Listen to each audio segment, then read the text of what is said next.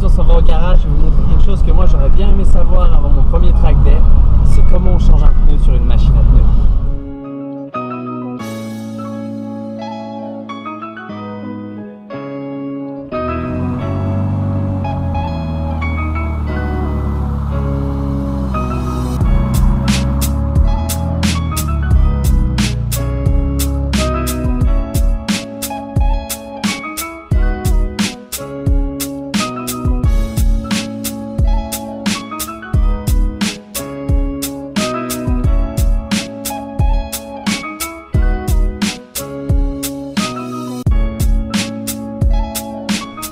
Donc pour démonter des pneus, il y a besoin de 2-3 choses.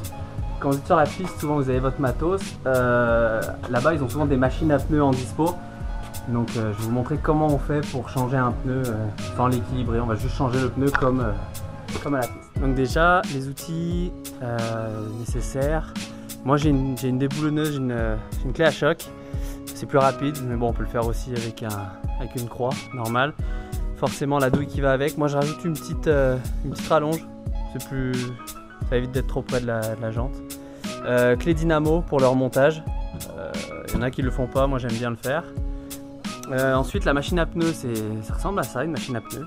Et souvent sur le track day, soit ils ont de la graisse comme ça avec le pinceau, soit de l'eau savonneuse, ça marche aussi bien, et un démont de pneus. On va faire avec juste ça pour le montage des pneus.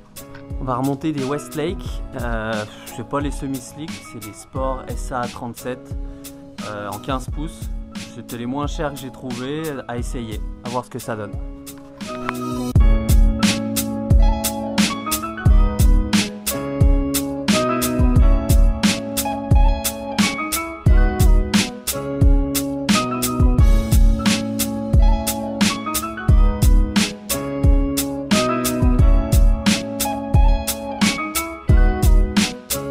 Pas parlé aussi, c'est ça, pour enlever la petite valve à l'intérieur de ça d'ailleurs. Et c'est pas indispensable, mais bon, c'est plus long si on le fait avec une petite pointe, quand on reste appuyé dessus pour attendre que le pneu se dégonfle, c'est un peu long. Avec ça, on a juste à y tourner. Ça coûte pas cher en plus, donc c'est toujours utile à avoir. Hop, et là, une fois qu'on l'a démonté, il y a tout l'air tout ça. Machine à pneus, si vous en voyez une qui est un peu comme la mienne, un peu vieille, moi je l'ai récupérée dans un garage, souvent ça se présente avec pas de 4 pédales. Alors il y a la première, c'est pour faire tourner le plateau, on appuie dessus, ça tourne dans un sens, on la lève, ça tourne dans l'autre sens. Ensuite il y a la deuxième pédale, c'est pour décoller le pneu de la jante. Donc on appuie sur celui-là, ça vient me serrer. On verra l'utilisation. La troisième pédale en général c'est celle pour caler votre jante. Donc il y a deux, soit vous l'accrochez dedans, soit sur l'intérieur. Enfin je montrerai comment les deux façons de faire. Donc on appuie une fois, ça rentre, on rappuie, ça ressort. Et la dernière pédale c'est pour le bras. Donc le bras c'est ce qui va venir servir de support pour sortir le pneu. Donc quand j'appuie dessus ça le descend. Il y a le bras qui est mobile, ça qui descend.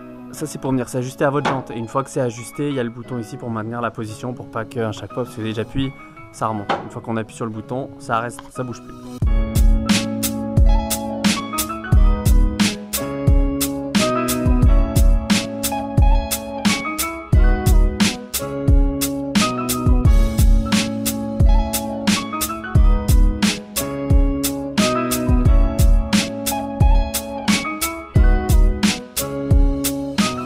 Une fois que le pneu il est décollé, ça se présente comme ça, donc on voit la jante qui sort. Et ce que je vous disais, il y a deux façons de prendre le pneu. Donc là, on va remonter. Il y a deux façons de prendre le pneu. Soit on vient le prendre, on vient le crocheter ici, soit on vient le crocheter à l'intérieur. Ça dépend de l'état de vos jantes. Puis voilà, moi c'est des jantes, je m'en fous, donc je fais au plus simple. Donc la première technique c'est celle-là. Vous fermez les... là. Dessus. Donc là en fait quand j'ai mis ça c'est serré, donc je mets la jante par dessus, je vais juste appuyer sur le bouton et ça va venir me la tenir par l'intérieur. Je sais pas si on voit bien, mais là la jante elle tient, elle bouge pas. Donc il y a cette technique là, sinon je vais l'enlever, vous ouvrez ça venez la prendre. Il faut vraiment que ça prenne sur la lèvre de la jante. Donc moi je la tiens un petit peu. Hop. Et une fois que ça a pris, ça prend sur les extérieurs de la jante. Voilà, je sais pas si c'est clair, mais au moins voilà. Donc ensuite vient le moment de régler le bras. Donc le bras, on appuie sur le bouton ici. Ça se met au-dessus et là, on va régler le bras en fonction de sa jante. Moi sur ma machine, je viens appuyer à contre et quand je le bloque, ça me met une petite distance là, ça touche pas la jante.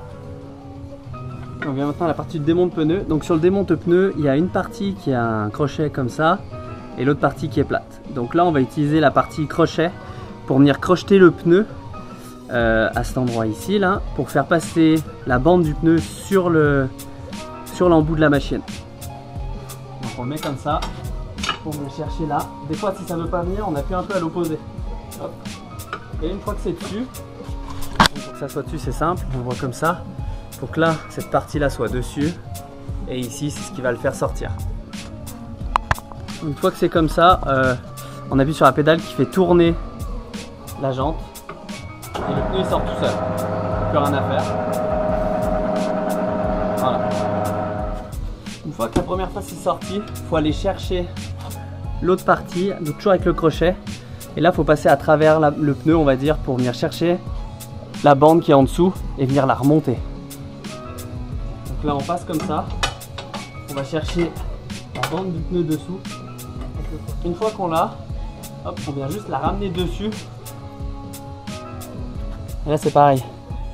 Une fois que c'est sur l'outil, on part comme ça. Et là le pneu il est sorti. On enlève le bras. Le pneu est enlevé.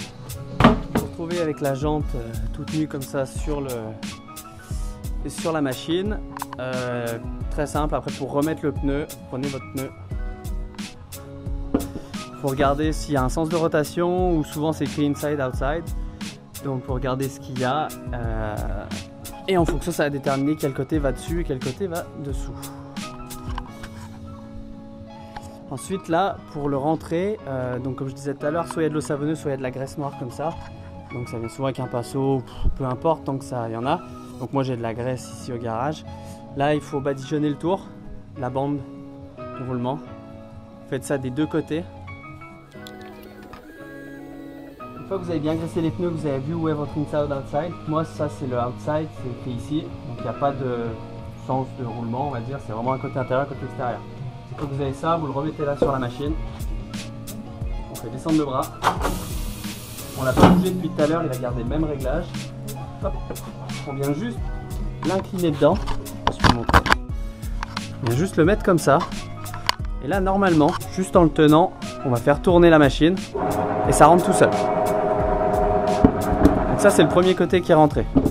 Deuxième, un peu plus technique non, mais là on va utiliser ça. Une fois que le pneu il est comme ça, là il n'y a plus qu'à rentrer donc ce flanc là. On va utiliser le démonte pneu pour tenir le flanc vers le bas.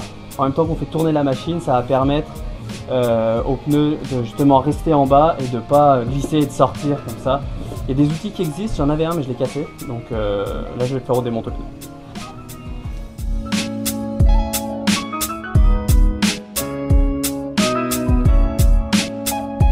Le pneu est dedans, donc là le pneu est mis au complet. On enlève bien sûr le bras. On n'oublie pas de desserrer la jante.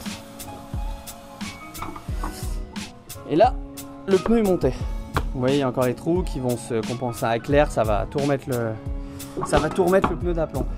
Là, bien sûr, moi j'utilise une machine qui n'a pas de bras assistés et c'est des pneus relativement simples. C'est du 195 45 15. Si vous avez des pneus plus gros, avec les flancs, on va dire plus petits, ça devient plus compliqué parce qu'ils sont plus durs, donc c'est moins facile. Ça se fait, mais c'est moins facile. Souvent après pour ce genre de pneus, il y a des bras articulés, des choses comme ça. Donc voilà. Là ensuite on va regonfler le pneu, donc avec le mano, on va prendre le mano, on le met là, on a toujours pas remis la petite valve à l'intérieur. Ça va être juste pour faire, on va dire, péter le pneu pour qu'il vienne coller la jante. Après on remettra la valve, on fera la pression des pneus et c'est reparti.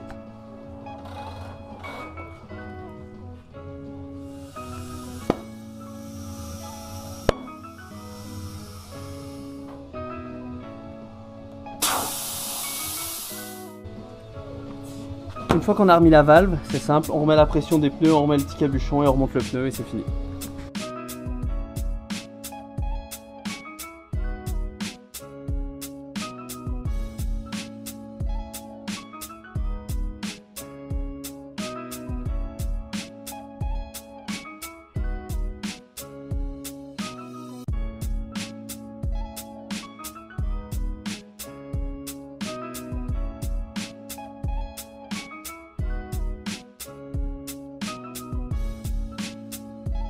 Donc là on n'a pas équilibré, j'ai pas équilibré parce que vu le nombre de tours que je fais avec les pneus, ça vaut pas le coup, surtout en drift, d'avoir les pneus équilibrés. Enfin, voilà, faites comme vous voulez, moi je le fais pas pour quand je fais des track day de drift. Une fois que les pneus sont remontés, on remet la voiture sur le sol, on lui donne un petit coup de clé dynamo, ça fait pas de mal si on en a une.